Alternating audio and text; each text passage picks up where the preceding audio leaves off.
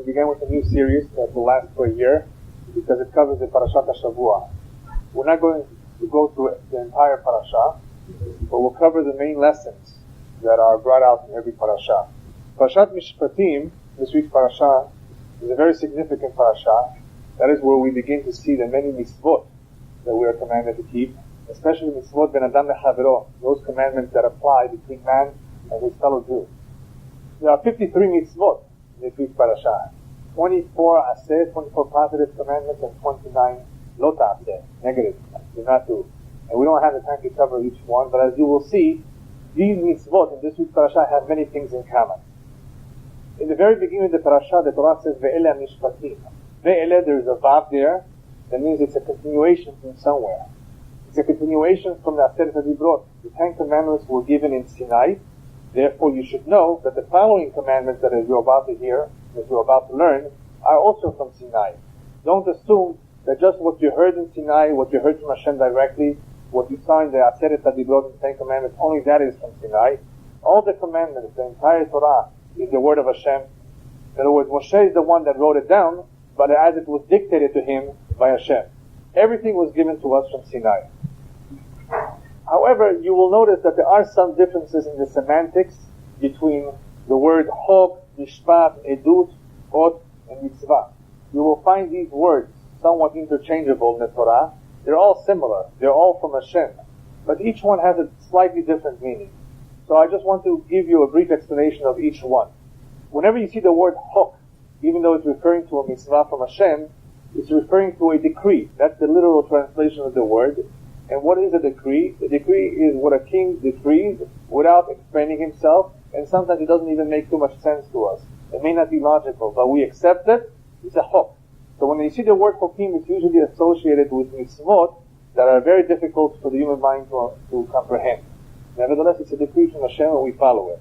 Mishpatim, as the name of this week's parasha is, usually involve mitzvot ben adam lechavero.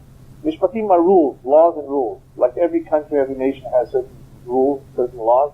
So does Am Yisrael.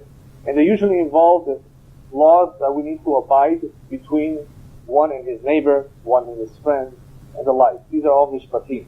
You will find the word edut, and in Tehillim also you will find the word edvotecha, edotecha. That has to do with the root of the word ed. Ed meaning testimony. And there are certain mitzvot in the Torah that when we fulfill them, like Shabbat and the holidays, the Hagim, we're giving testimony to something that happened in the past. So not only are we fulfilling a mitzvah, a commandment from Hashem, we're actually saying something very powerful. When one wears a kippah, when he covers his head, he's making a very powerful statement. That he believes in Hashem, that there is a higher authority over his head. The head being the highest part of the body, where the brain is the most important part of the body. We cover that out of respect for a higher authority which we revere. Thank you. That's the whole idea of the kisudosh, of the covering of the head. Same thing with the Shabbat and the holidays. Whoever therefore does not keep Shabbat, even though he gives charity and does all the other mitzvot, is basically denying the existence of Hashem, denying that Hashem created the world, Halila. Shabbat is therefore edut. It's a very important testimony. Then we have ot. Ot is a sign. Shatem le'ot al yadecha. The tefillin is a sign. There are certain mitzvot that are considered signs. Sign is similar to testimony. It shows something. It reminds us of something. It's indicative of something. Then you have the simple word, the common word called mitzvah, which literally means commandment. Even though mitzvah applies to all of them, mitzvah in the Torah usually applies to mitzvot ben adam lamakom. Mitzvot between us and the Almighty. If I put on tefillin, it doesn't affect my neighbor. It's a mitzvah ben adam lamakom, between us and Hashem. So there's different types of mitzvot. What they all have in common is we all receive them from Sinai, from the same source. But many of you perhaps have asked once upon a time, when you're curious, why didn't Hashem reveal the ta'ameh mitzvot? What's the reason behind every mitzvah? And I've spoken about it when we did a series called the 70 Most Difficult Questions in Judaism, where I chose difficult questions. This was one. Why doesn't the Torah reveal to us the reason behind everything? After all, wouldn't it help if we understood something before we did it? And as you will see, the answer is no. It doesn't make a difference if you understand it or not. And sometimes it's better not to know the reason, not to have an explanation. But here, I put together a list of several ideas or several explanations of why Hashem did not reveal the mitzvot to us. Number one, first of all, the fulfillment of the mitzvot does not require an understanding. One has nothing to do with the other. Hashem expects it of us. It's for our benefit. He doesn't need it. And therefore, you don't have to understand it. After all, don't you drive a car without understanding fully the mechanics of the car? You know that this is beneficial. This will get you to work. This will take you where you want it to take you. Do you have to understand how it works? You get on a plane. You have to figure out what's going on? No. We do many things without fully understanding what we're doing, because we know this is good for us. Right? So the same idea with the mitzvot. We were convinced that this is for our good, for our benefit. We know where it comes from. You know, why do you have to understand what it's for? It's not important, therefore, to know. It should not be a condition for fulfillment of the mitzvot. And that is why, in this week's parasha, you find the famous words, the famous phrase, Na'aseh v'nishma. Am Yisrael says something incredible. They said, we will do, and then we will listen. Well, it should be the other way around. We will listen, and then we will do. Why does it say Na'aseh first? Many explanations are given. But let me ask you something. If you love someone, aren't you willing to do almost anything for them? For her or for him? As we say in Arabic, ala ani wala rasi. Just whatever you want. I'll do it for you. No questions asked. You're willing to do it readily. That is the idea behind the words Na'aseh v'nishma. Yes, we're so excited, we're so convinced, we have no doubt, we're willing to do it. Nishma, later on tell us more about it. But we're willing to jump into it right away. Na'aseh v'nishma also means that not only are we committing ourselves to doing it now, but we will also commit future generations. We will teach it to our children. And eventually the future generations, they will have to listen too. They will have to follow it too. That is another idea behind the words Na'aseh v'nishma. Some say Na'aseh is referring to the mitzvot Aseh, Nishma to the mitzvot Lo Ta'aseh. Regardless, the fact that we said Na'aseh first shows a tremendous amount of love for Hashem. No questions asked. Another reason why the mitzvot are not explained to us is because there are many mitzvot that the human mind cannot fully comprehend, like the hukim. Even if they were to be written down, we wouldn't be able to figure it out. Paraduma, the red heifer. It's a hok. Sha'atnez, the mixing of wool and linen. And even, believe it or not, even the halachot and the mitzvot concerning kashrut, the dietary laws, what we may not eat, even though we may think it has to do with health reasons, it has nothing to do with health reasons. Even though, maybe, possibly, some of those animals are not healthy. But that's not the reason. If that would be the only reason, the Torah would say, be careful, don't put this into your system. You're going to kill yourself.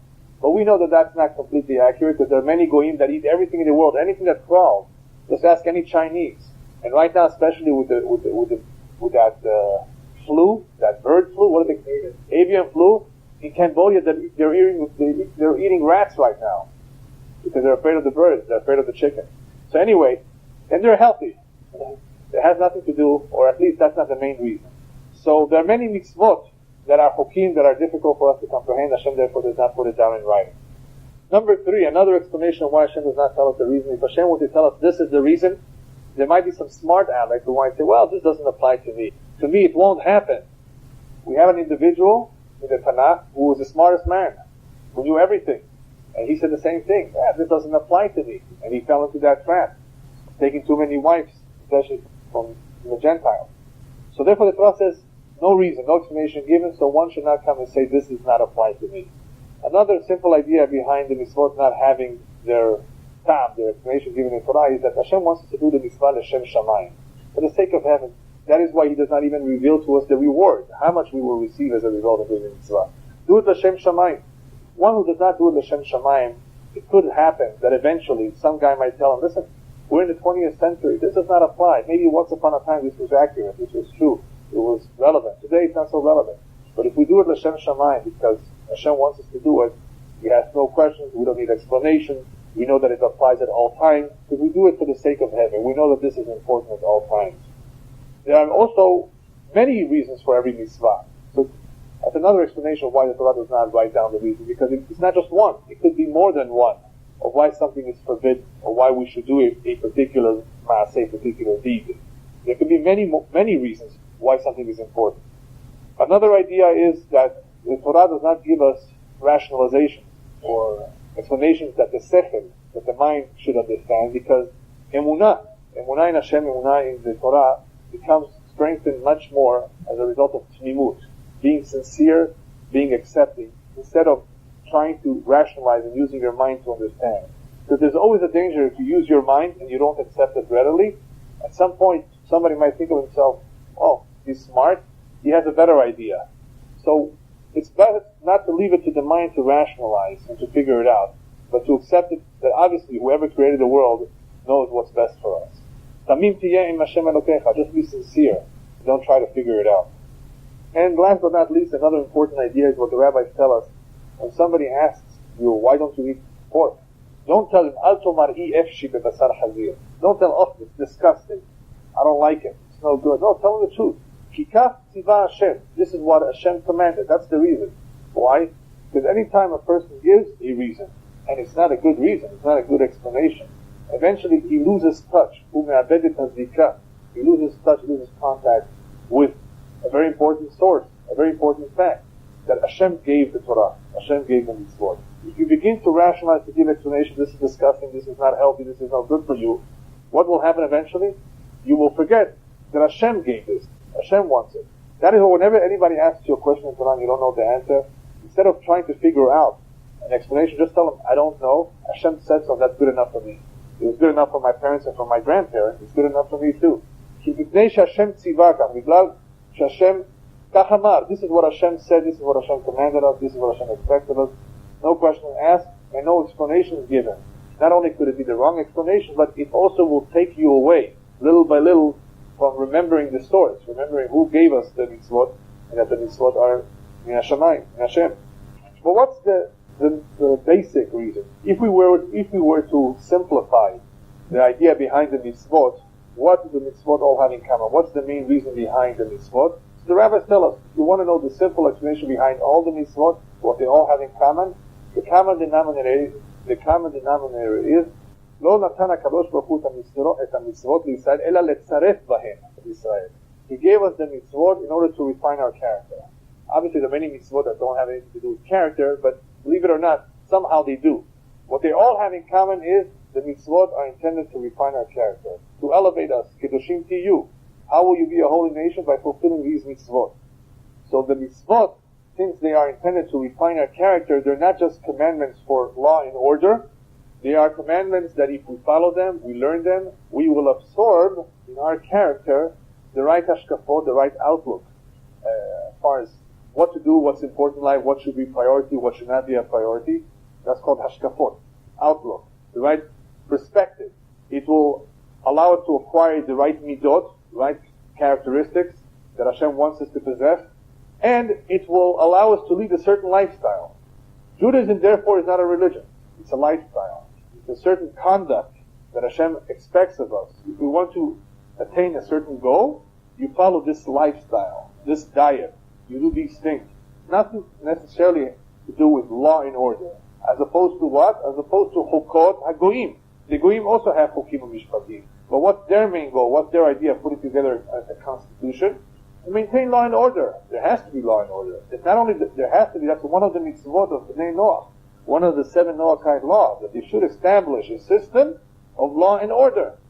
They better. Imagine if Hazrat there was no law and order in this country. The Pasuk says, each one would swallow his friend. People would take advantage. People would rob. People would cheat.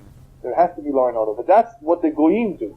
And the Goyim, of course, institute laws according to the time and according to the circumstances. So their laws are always changing. Not only are their laws always changing, they can be wrong in their judgment. Should we give the death penalty or not? Does death penalty prevent murder or not? They're always arguing whether she should do it or not. What about abortion? Is it the woman's right, or is it really a life? They don't have Torah, as the rabbis tell us.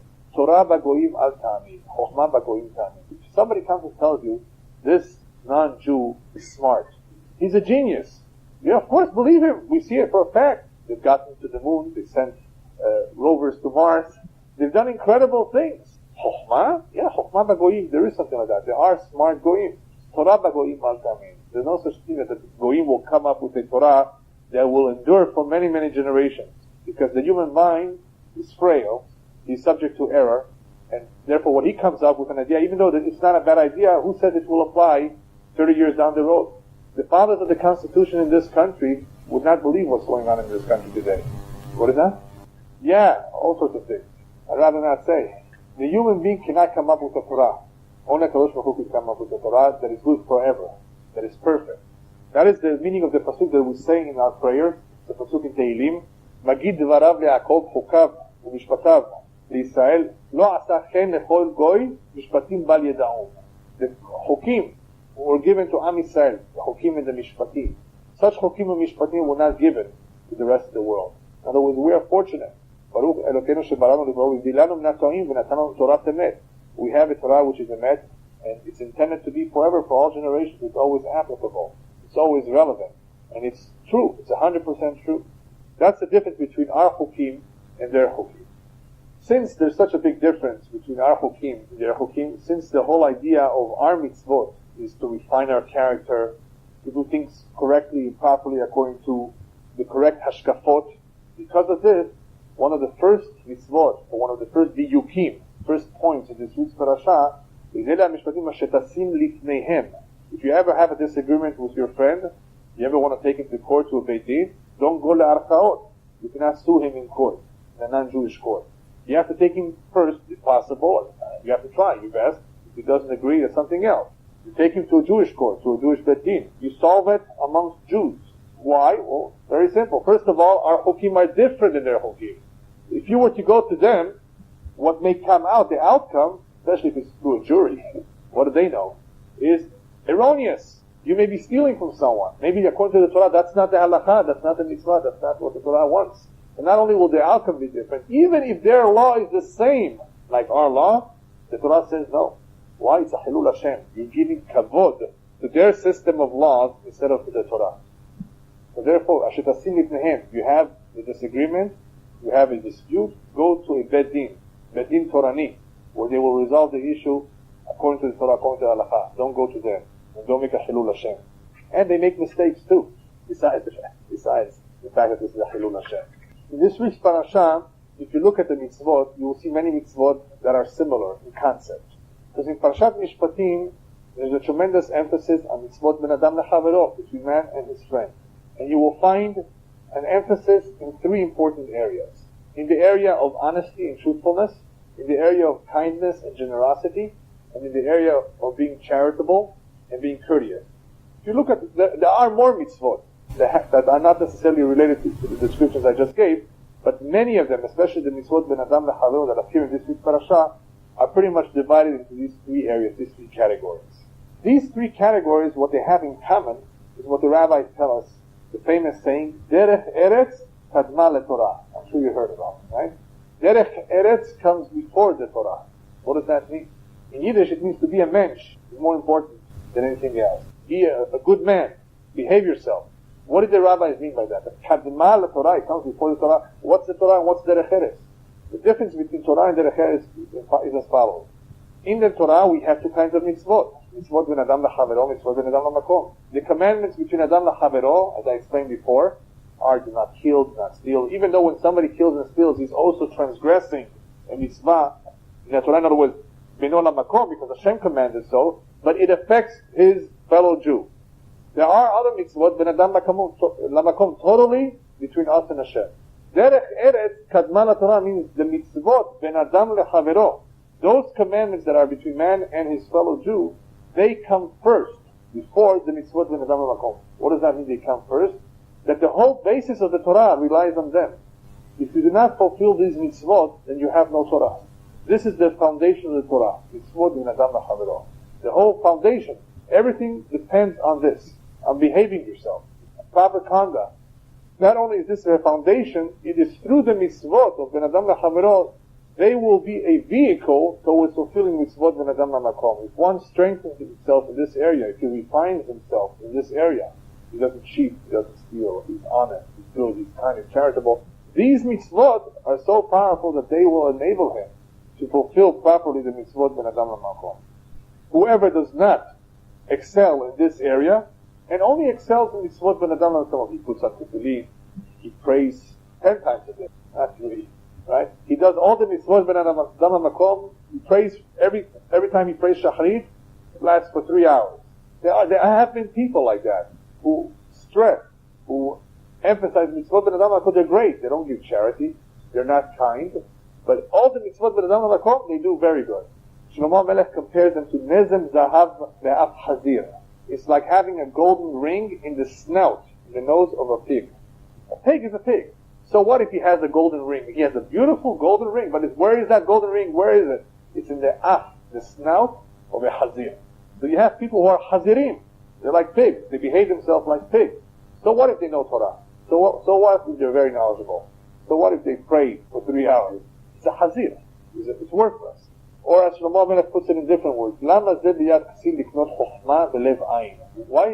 does the fool try to acquire knowledge? But he has no heart. That is also referring to someone who has no yirat shamayim, who's not God-fearing. He's knowledgeable, he knows all the Gemarot by heart, but he's not God-fearing. What's the use? Why does he want to acquire chokhmah if he has no heart? The rabbis compare that, mashal lema davar domeh, למי שנתנו לו את מפתחות הפנימיות ולא נתנו לו את מפתחות החיצוניות. Compare this to someone who was given the keys to a safe inside a house, but they didn't give him the key to the house. What good is it that he has a key to the safe, cannot get into the house? What good is it if the person has chokhmah and has no yirat shamayim? Yirat shamayim comes before chokhmah. To be God-fearing, that's more important than the actual knowledge of the Torah. The same is true with mitzvot ben adam lechavro and mitzvot ben adam lechavro. All you do is mitzvot ben adam lechavro, you have nothing. It's useless. The foundation of the Torah is mitzvot ben adam lechavro. That is why it's important to learn Torah. The study of the Torah is very much emphasized by the rabbis, because when one learns Torah, he will know how to behave. If one does not learn, how will he know? The rabbis tell us whoever does not review, forget about learning the first time, whoever does not review Hilchot Shabbat will for sure make mistakes. There's so many details in Hilchot Shabbat that if you do not review it from time to time, you for sure will make mistakes. You will forget. So that it's important to continuously learn Torah and to review Torah, especially for the men, not only because it's a mitzvah. Not only is that the tachlit. In other words, you should learn Hashem Shamayim, Lishma, because that is what Hashem wants you to do. Learn it. But learn it also because you need to know how to behave, how to fulfill mitzvot. That is why we say in the prayer, Kol halomed halachot b'chol yom, muftach lo she'u b'nei olam haba. Whoever learns halachot every day is guaranteed that he has a share to the world to come. What does halachot have to do with the world to come? Because if you learn halachot, you will know how to do things right. If you do things right, you will have chayat olam haba. You see? So it's important to continuously learn so we don't make mistakes. Speaking about Talmud Torah and the importance of learning Torah, my grandfather in Brazil, my mother's father, used to take it upon himself sometimes to collect funds to support the Talmudei Torah in Rio de Janeiro. And he approached a wealthy man and he tried to convince him to donate, give some money for the Talmud Torah. He says, I'm not interested in Talmud Torah. Who needs Talmud Torah? So my grandfather decided this man needs a special approach. How is he going to get money out of it? He comes up with an incredible idea. He gets into a conversation with the man. This man is about to marry off his daughter. So he tells him, my grandfather tells him, so tell me, at which church are you marrying off your daughter? So the man looks at my grandfather and says, what are you talking about? Are you insane? A church? In a shul, not in a church. My grandfather continues. Tell me, are you bringing a priest or a rabbi? You've gone mad, right?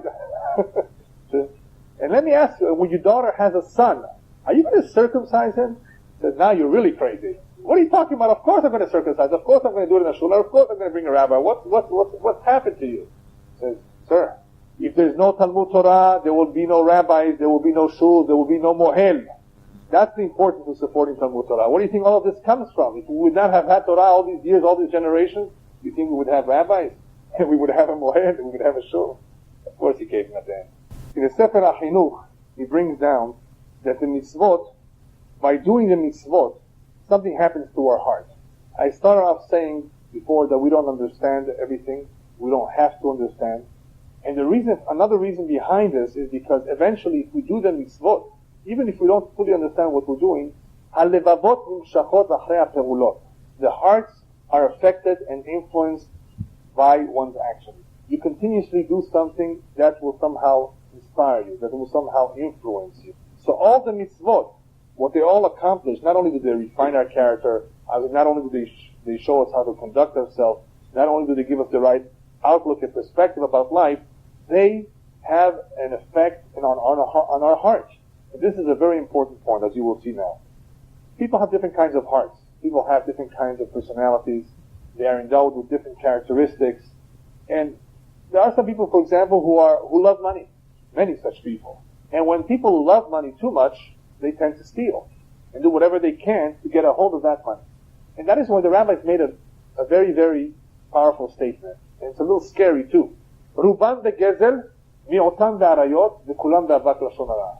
If you look at people in general, you will find that the majority, Ruban, fall into the trap of gezel. Now gezel doesn't mean highway robbery. Gezel could mean the check is in the mail, and it's not in the mail. That's gezel. He needs his money right away. You're holding up his wages. That's gezel too. To cheat, to lie, to overcharge. Gezel has many forms. Ruban the gezel, the majority of people fall into this trap of gezel, of somehow cheating or stealing from someone else. The minority, the arayot, immorality. Some people have a weakness in that area. The chulan, the avat lashon hara, but just about everybody falls into the trap of speaking a little bit of lashon hara. It says avak. Avak means the dust. It's not real lashon hara, but somehow. Imagine somebody asking you, what do you think of him? And you say, you know, you smirk, you make a face, and he understands. You didn't say a word, right? You have to be very careful with lashon hara because people fall into this trap very easily. So because ruban begezel, people have a problem with certain averot. They have certain inclinations. Everyone has a different yetzer. I'm going to use as an example the yetzer of kesed. Okay, let's assume somebody has vice. How do we get him less addicted to money? Right? There's people who are addicted to cigarettes. Right? There's people who are addicted to drugs. What do we do if somebody is addicted to money? He has a big yetzer, and because of this yetzer, it causes him many problems in many mitzvot. He's going to have a hard time giving tzedakah. He maybe will have a hard time with gezel, being honest. So what do we do? Anybody have any ideas of what you would recommend? I find, from what I've read in Sefarim, that obviously number one, a person has to learn musar. When one learns musar is ethics, Jewish ethics. He will continuously be reminded that money is not forever, you don't take it with you to the grave, that it's unimportant, that it drives you crazy. Musar is very important. And this advice of musar, by the way, applies to any problem that one may have, any midah. Learning musar, learning Torah, learning musar, it refines our character. It reminds us of our faults. And if we have continuous reminders, maybe we'll do something about it. If we're not reminded, we're never going to start. We remember to pay our bills, we have no choice. Right? So we have to remind ourselves of our faults. So a continuous dose of musar is very healthy for everybody. Number two, strengthening one's emunah, that one's income has already been predetermined on Rosh Hashanah, or according to his mazal. Regardless how many hours you are going to put in, 14 hours a day, you're not going to get more money. You're going to work on Shabbat, not only are you not going to make more money, you're going to lose money, because there's no bracha. People who have this problem have to strengthen their emunah. There's something lacking in their emunah. Their emunah is weak if they really think that by cheating someone, by taking away someone else's parnasah, they're going to make more. It's completely corrupt thinking. There's no such thing. And I tell people who are religious, why don't you take a vacation? Why don't you go visit your family in Israel? I can't leave the store. Why can't you leave the store? I'm going to lose clients. You're going to lose clients? On Rosh Hashanah, they already decided how much money you're going to make. You think if you go to a shiur Torah at 7 p.m. and close your shop at 6:30, you're going to lose clients? If you lose some, you gain some. Hashem already decided how much you're going to make. Be normal. Don't overdo it. Now, you can't say I'm going to work 1 hour a day. For a person to work only 1 hour and have complete parnasah, he has to be a very high level of bitachon. He has to have many zechuyot. You can't start with 1 hour. Start with 8. Be normal like everybody else. You can take a vacation. It's healthy to go on vacation. You think because of that you're going to lose parnasah? So it's a lack of emunah. The emunah is not strong. It's a lack of bitachon too. One has to strengthen his emunah. And number 3, whoever has a problem with money should get used to giving maaser. Not only is maaser a segula to become rich, to preserve your wealth, I should say. It doesn't even be a millionaire, but you're going to preserve your wealth. People will not cheat you. You will not go broke. You will not lose your job so easily. Maaser has a segula of preserving one's wealth. People misunderstand it. They think maaser b'chdei shetis'ashet. Give maaser so you should become rich. What's rich? What's wealth? That you're content. You always have what you need. It doesn't mean you're going to have millions. Your wealth is preserved. Yivarechecha Hashem v'yishmerecha, the pasuk says. So the commentaries explain Hashem will bless you with wealth. But what's important is v'yishmerecha min haganavim shelo yikchu mimcha et hakesef. Hashem should protect you after all the money you've made, that you should remain with it. People should not take it away from you. A lot of people made a lot of money, but they lost it.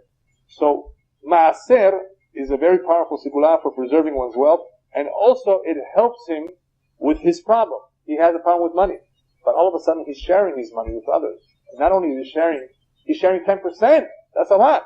For someone who's just starting to give tzedakah, that's unheard of. 10%, very hard. You have to get used to it. So when a person gets used to Maaseh, he's helping himself too, not only preserving his wealth, but it's helping him deal with this difficult challenge of craving after more and more money, and especially money that doesn't belong to you. Give to others, and hopefully you will not want to take from others. All of this is an introduction to this week's parasha. Now I'm going to go through the various mitzvot, some of the mitzvot, and give you some examples of what I stated earlier, that the parasha is divided in several areas of truthfulness and honesty and kindness, generosity and charity and courtesy. Let's take an example of one of the first mitzvot, Eved Ivri. Very interesting mitzvah. B'ezrat Hashem, hopefully you will learn it, you will get more into it, you will see all the halachot, all the details of this mitzvah. But briefly, what happens with an Eved Ivri? You have two kinds of Jewish servants. I don't call them slaves. They're servants. They're not treated as slaves, so therefore they're servants. How does a Jew become a servant? Either he stole money, and he has no way of paying it back. We're not going to put you in prison and give you 3 meals a day plus a television. No, you're going to work for it. You owe somebody money? Work. Great solution. Americans have something to learn from this. Or you have a situation where if your brother became poor and he sells himself voluntarily. This is an Eved Ivri. Anyway, there are many details on what happens to an Eved Ivri when he goes free and so forth. But what I want to talk about briefly is, how does this happen? Nothing happens for no reason, by chance. How does an Eved Ivri become an Eved Ivri? How does a Jew become a servant? Well, the one that this week's parasha talks about is the one who stole money.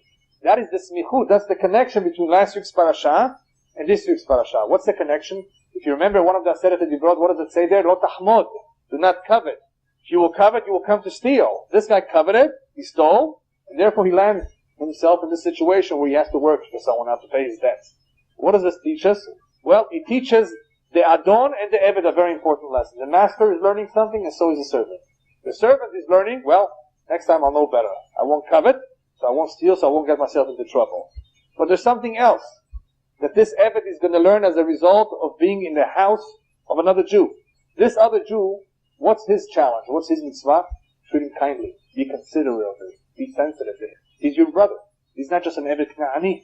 It's difficult to have a Jewish servant because you have to be very careful with him, not overwork him, not abuse him. So what's this Eved Ivri going to see from his master? Consideration. Sensitivity. Does he need to learn that? Yes. Because what happens when somebody steals? Not only is he coveting, he has another problem.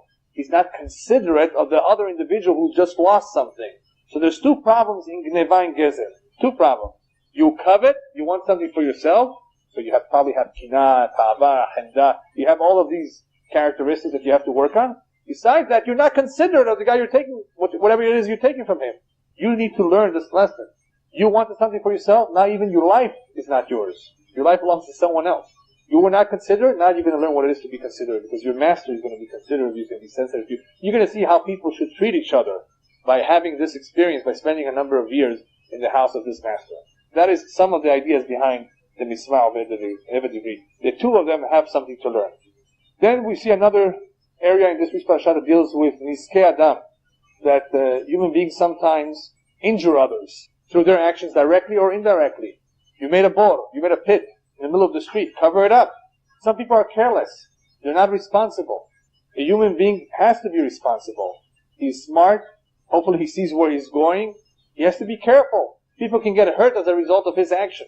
So the Torah teaches us through these mitzvot that have to do with Niskei Adam and through the Niskei Behematot, through the damages and injuries that are caused through one's animals. Be careful. Be a responsible person. Right. Now what happens if you did something by mistake? Mistakes happen, right? You did something called bishgaga, unintentionally. You're chopping down your tree and your neighbor comes in and you don't see him and boom, and he gets killed. That's called shgaga. What about that?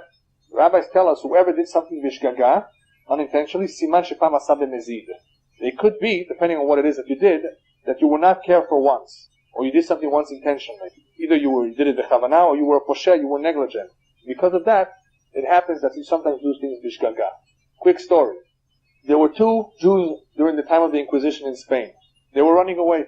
They landed in a city somewhere in the southern part of Spain, away from the Inquisition. Each one went their way. They went looking for a home to hide themselves in. Anyway, at one home, a Jew was given to eat, and he felt terrible. because he sees crosses on the walls, and sees a Bible, a Christian Bible, and he realizes that these people are Christians, and what he's eating is not kasher, and he feels terrible. What can he do? At the other home, where this other Jew went, there was a similar picture, and he also felt bad, but he says to himself, what can I do? This is a time of emergency, and we have no choice. And he eats everything.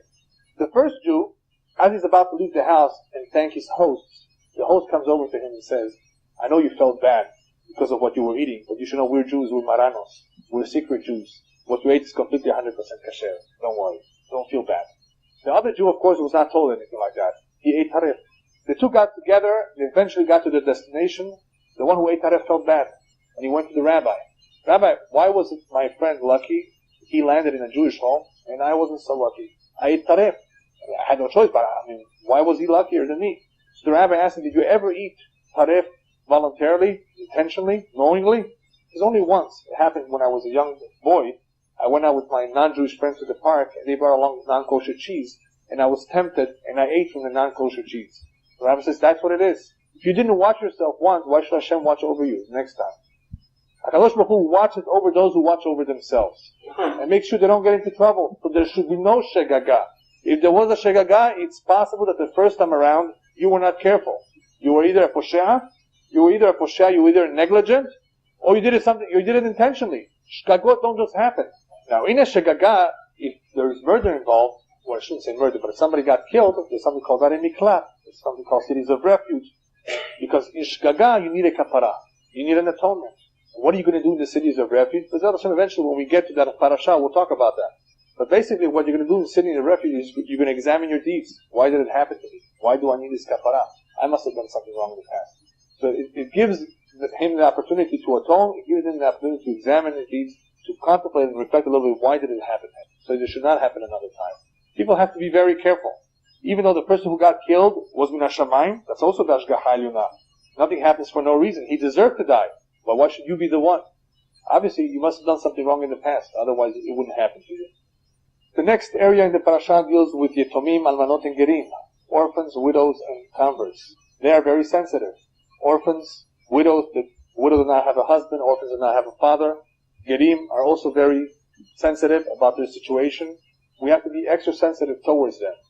And people, unfortunately, have a tendency to take advantage of certain people who have no support, who have no backbone, no father, no husband, or a ger. That's what the Torah has to remind us. Be extra careful with these people, because with these people, you think they have no father, but I'm their father. And you know what happens? If you do chas v'shalom, take advantage of them, abuse them, and they cry, and they will call out to me, you will die by the sword, chas v'shalom. Why does it say here by the sword? As the commentators explain, it will not be a natural death. Many people, chas v'shalom, who are not careful with widows and orphans, may die in some accident, strange accident, or at war. Acts of war. That's what the word herev means, the sword. In other words, their death will not be a natural death. And that's midah keneged midah. In other words, if one is not sensitive, does not care about others, then midah keneged midah. Hashem says, they have no father, they have no husband, so will your wife not have a husband, so will your kids not have a father, chas v'shalom. Everything is midah keneged midah, measure for measure. One has to be extra careful in this area. What is the Torah teaching us here? Torah is not only giving us information, these individuals are sensitive. Torah wants our heart to become sensitive, right? What were we saying before? Some people's heart needs major rehabilitation, right?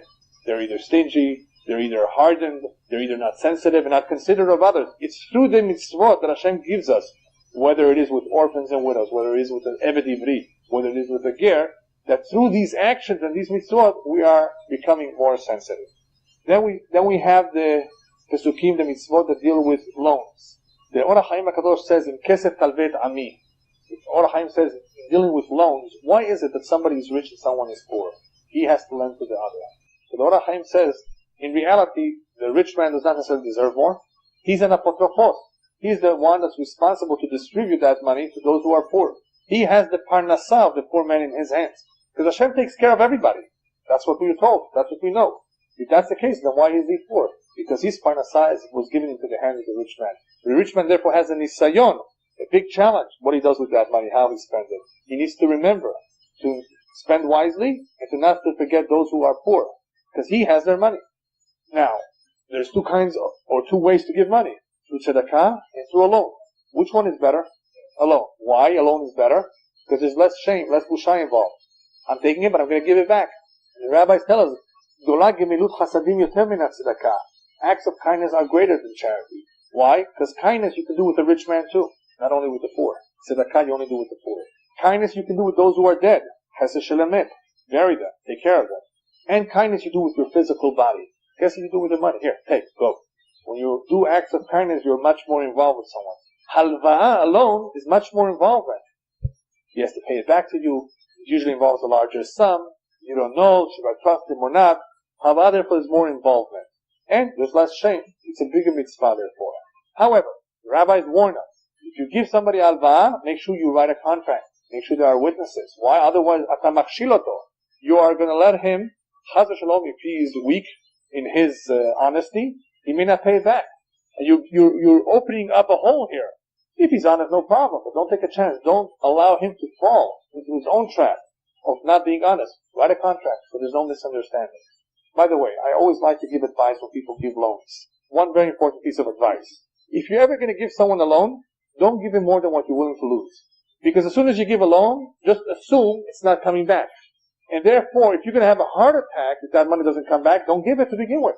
Even if it's to your own brother. Why should you have a heart? There's no mitzvah to have a heart attack. Now, if you know that you don't mind giving $1,000, you'll be able to sleep well, even if that money doesn't come back. You have more, fine. Figure out how much you're willing to lose. And that amount, give as a loan. If you're not willing to lose that amount, don't give it. Don't give it to anyone in the world. Because you may have a heart attack when that money doesn't come back. And you know what? There's a 50-50 chance the money's not going to come back. I'm not saying that people are dishonest, but there's also a chance the guy may die. Go collect from the heirs. There's so many reasons why that money may not come back. So many possible reasons. Don't give more than what you can afford to lose. The Torah then discusses Rabbi, charging interest. Rabbi comes from the word la'arbot. We're talking about being kind, being generous, helping people. Well, when you're charging interest, you're helping yourself, not being kind to the other. The Torah says, therefore, you cannot charge interest. The malveh and the loveh both are transgressing. The one who borrows and the lender, they're both transgressing the sin. There are major business transactions where one is allowed. It's called heter iska. It's not a loan, it's not a favor, it's a major business transaction. You have to consult with the rabbi on how to do it that halachically will be acceptable to charge interest, like with banks. But otherwise, if somebody needs a loan, he's marrying off his daughter, he has to go through surgery, he just needs a short-term loan, it's a small amount, you can't charge interest. A mitzvah that is related to ribit is lo tiyeh alav kenosheh. Do not go bugging him for the money. If you know he has no money, if you know he has the money but he wants to spend it on Hawaii, a vacation, then you better go get it from him, somehow. But if you know he has no money, then don't go insist, give him back my money. The Chafetz Chaim had a grocery store for a number of years. People owed him money, it was on credit. He was careful not even to go buy the house of those customers, so they shouldn't think, oh, he's coming to collect the money. Lo tiyeh alav kenosheh. Don't bug him if you know he does not have the money. The Torah goes on to discuss another very important area, but this one is a little more difficult.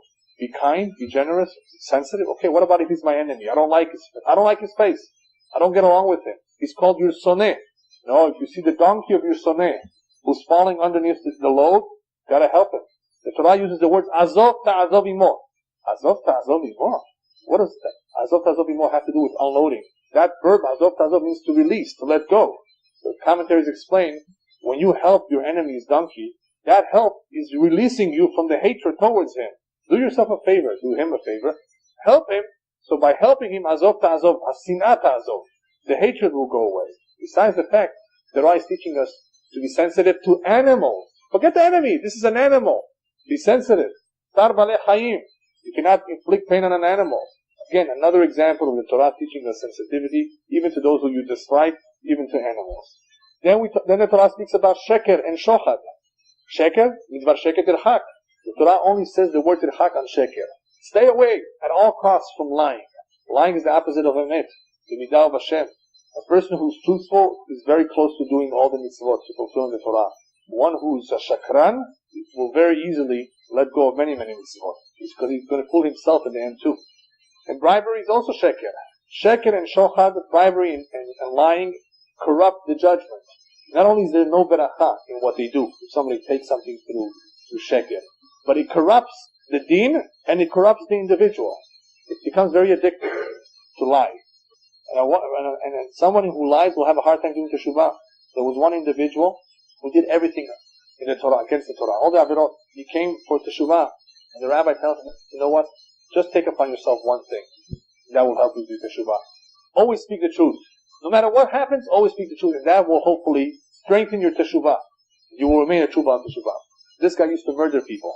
And one day, got very upset at someone, and he was going to go after him and kill him. Somebody saw him in the middle of the road. Yaakov, or Shimon, or let's call him, I don't know, David, where are you going? He had to speak the truth. He said, I'm going to kill this guy. What? What are you doing? As soon as he realized that he said the truth, he couldn't go ahead and do it. There's already witnesses. And that is how he was stopped on his tracks. That is how he was able to maintain his teshuvah and not fall back into his old habits. Midat ha'emet is a very, very important, very powerful midat that has to be cultivated for when one is a child. Somebody calls you up on the phone and you don't want to take the phone. You tell your child, tell him I'm not home. My father said he's not home. What are you teaching him? Where's the good example? Sheker is terrible. It corrupts a person. Then there's the idea of Kiddush Hashem and Halul Hashem. Rabbi Pinchas ben Yair. He was a poor man. He taught his students and barely made ends meet from the little bit that he had. They once bought him a donkey. As they bring the donkey to the rabbi, they find that the Arab forgot a very precious stone on the donkey. Rabbi, you have parnassah for the rest of your life. You don't have to work. No more worries. He said, no, I bought a donkey. I didn't buy a diamond. I didn't buy the stone. Go give it back. They gave it back. What did the Arab say? Baruch Hashem. Great is Hashem, the Lord of the Jews, that He has such people, that He has such children, so honest. It was a Kiddush Hashem. We always have opportunities to sanctify Hashem's name. You get back too much change. Maybe according to the halakha you don't have to return it if it's a goy, but you have the opportunity to do Kiddush Hashem, sanctify Hashem's name. Take advantage. This is a good opportunity. Let them speak highly about Jews. They speak enough about us, against us in the world. So at least, if you have an opportunity, be Mekadesh Hashem, and for sure, be careful not to be Mechalel Hashem. Chaz v'shalom, a goy catches you doing something against the Torah. So not only do you have honesty, not only do you have truthfulness, you have also the inyan, very important inyan of being Mekadesh Shem Shamayim. Yes. Then you have the mitzvah of Lotis Hashem Lashav, not to accept or hear Lashon Hara, the one who accepts it is worse than the one who says it. Because if you wouldn't hear it and accept it, the guy wouldn't talk.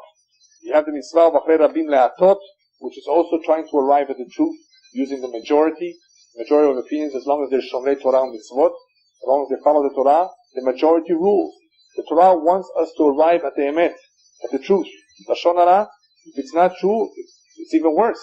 But Lashon Hara in itself, even if it's true, causes tremendous harm. That is, we really should give a whole lecture just about that. It's a problem that many, many people have. Another mitzvah discussed in this week's parasha is not to make a covenant with the non-Jewish nations in Eretz Israel, because we will learn from them, and they will give us trouble, as they're doing today. And in those days, they will also do Avodah Zarah. Eretz Israel cannot tolerate idol worshipers. Get rid of them. Don't learn from them. If you stick around them, with them too much, you're going to learn from them. And finally, the Torah tells us, if you follow the Torah mitzvot, you will have no disease. Your women will give birth. There will be no, not abortions, but miscarriages. What Hashem is reminding us is that besides the reward of Olam Haba, there is an Ashgacha in Olam Hazeh. Kadosh Baruch Hu will take care of us. No disease, no pain, no suffering, no war, no problem. What is this telling us? That besides the reward, there is a continuous Ashgacha on Am Yisrael. If we do the right thing, then Kadosh Baruch Hu will treat us in the right way. In other words, it's all to our benefit to do these things. Not only are we doing the will of Hashem, we will benefit as a result too. Rabbis tell us, Hashem wanted us to refine our character. That is why He gave us so many mitzvot. Lezakot, the word lezakot means to have many merits, and it also means to refine. So when people, anytime somebody complains it's difficult to be a Jew, such a big burden, ask him, if somebody were to give you 10 diamonds to sell, and your friend 1 diamond to sell, would you be upset? You have more work than him? Of course not. Because you have an opportunity to make more money. 10 diamonds versus 1. We have 613 versus 7. Is that more difficult? Well, we're going to get more reward. Kadosh Baruch Hu gave us more, so we should have more merits. We should have more credit. And as a result of fulfilling the mitzvot, we will also be refining our character. Okay, that's a very good question. There are some mitzvot that Hashem does give us a little bit of the reasoning behind them. Just a little bit of the reasoning, not all the reasoning. And there's a reason for that, or why He gives us the reason. that we should know that this is related to something that Hashem wants us to know. But as far as Arichut Yamim, there are certain mitzvot that have a segula. Not only do we receive reward in Olam Haba, ve'elush mitzvot that you have perotehem ba'olam hazeh. You will benefit, you will derive some benefit from them even in this world. Kibud Ava'im, when it says Arichut Yamim, it does not necessarily mean this world, it also means the Olam Haba, the Olam Shekulo Netzach. But even in this world, there are some mitzvot that the segula behind them, the power in them, is to lengthen the person's life. Not that he's going to live to 185, but in case Chas v'Shalom, he was supposed to live to 60, and his children are with him, and in Bashamayim they say, but this man was so careful with his father's and mother's kavod, as a result of that kavod, he may be able to tip the scale in his favor, that they may extend his life, instead of 60 to 90. So there are certain mitzvot that have segulot, and HaKadosh Baruch Hu put them into Torah as examples of benefits that we will derive in this world, in this life, not only in Olam Haba. That is the whole idea behind the Chukotai Telechu. Hashem reminds us that you have a relationship with me in this world, not only the world to come. You don't receive the reward here, but you will receive some benefit from certain mitzvot. You will see the benefit. From other mitzvot, you won't see the benefit, because we don't always see what happens with us. But with certain mitzvot, you will see the benefit. Chafetz Chaim said, when he reached the age of 80, Baruch Hashem, I was able to say and see what I said was true. I always said whoever does not speak Lashon Hara will have a long life. Those days to live to 80 was unheard of. Baruch Hashem, I can see that what I have said was always true. Baruch Hashem, I have lived to the age of 80. Baruch Hashem lived to the age of 95. So we see that one who is careful with certain mitzvot, it has the power, the segula of giving him Arichut Yamin. Yeah, we try to give some explanation, but as I said earlier, every mitzvah has more than one explanation, and we don't know all the explanations.